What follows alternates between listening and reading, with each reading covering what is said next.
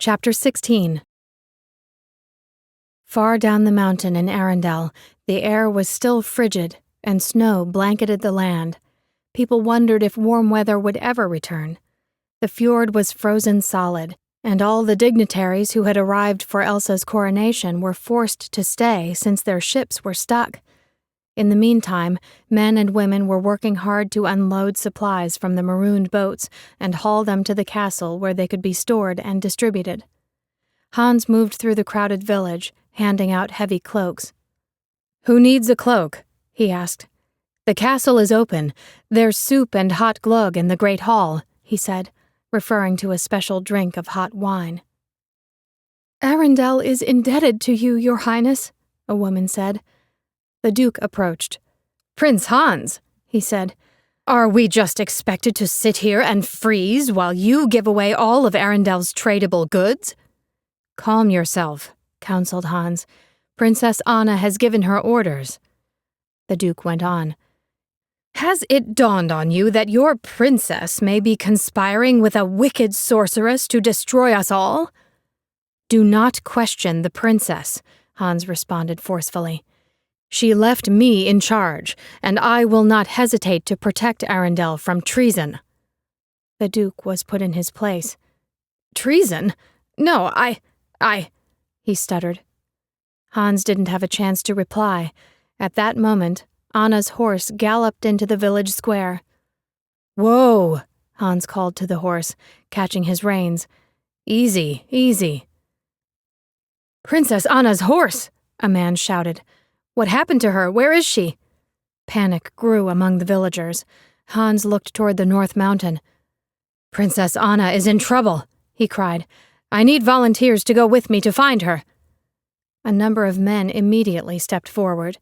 The Duke ordered his 2 huge guards to join the search party as well, but he gave them a little advice before they left.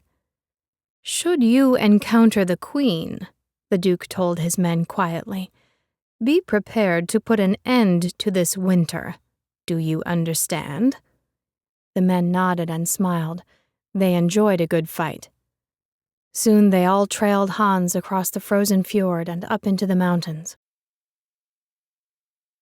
In her ice palace at the top of the mountain, Elsa looked out the window and felt her own panic rising. She hadn't meant to hit Anna with her magic, and she wished she could take it back.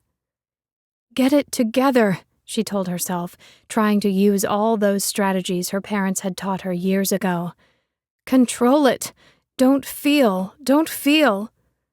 Just then, ice cracked behind her. Looking around, she realized a trail of ice had formed behind her, and it was going up the wall.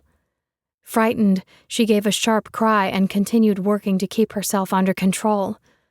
Don't feel.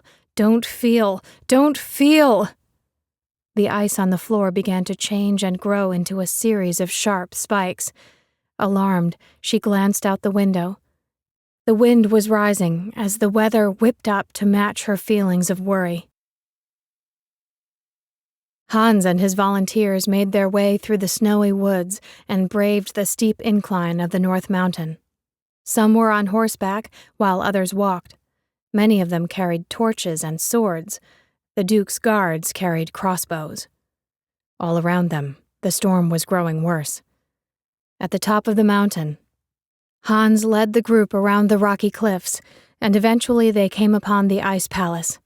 He turned to the men as they all gaped at the spectacular structure.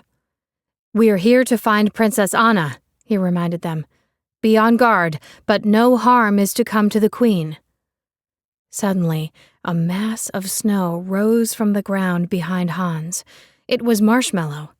The huge snowman refused to move away from the palace entrance.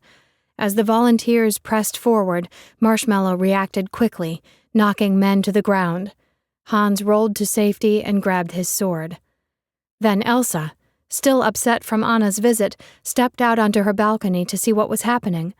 She was spotted by one of the Duke's guards. They ducked around Marshmallow's legs, raced into the palace, and charged up the stairs. "Stay back," Elsa warned. She didn't want her powers to hurt anyone. The men had their crossbows aimed at her. She held up her arms and summoned a wall of ice for protection. But the Duke's guards kept coming. Desperate to keep them away, she waved her arms, and the wall of ice forced one of the attackers onto the balcony. He teetered on the edge, trapped. The other guard was still coming after Elsa, with his crossbow ready to shoot. With another wave, Elsa created a series of icy spikes, pinning the man in place against the wall. The spikes came right up to his jaw, barely allowing him to breathe. Outside the palace, Hans and his fighters continued to battle the powerful snowman. Hans swept Marshmallow's leg with his sword, forcing the snow giant to fall. Marshmallow rolled away and off a cliff. Hans and his men raced into the ice palace. There, he immediately spotted the guard trapped against the wall and the other one pushed to the very edge of the balcony. The man was just inches from falling to his death. "Queen Elsa, no, please!" Hans called out. "Don't be the monster they fear you are!" Elsa saw the fright in the guard's eyes and hesitated. With a start, she realized she had gone too far. This was exactly what she had worked so long to avoid. As she looked down at her hands, the wall of ice retreated.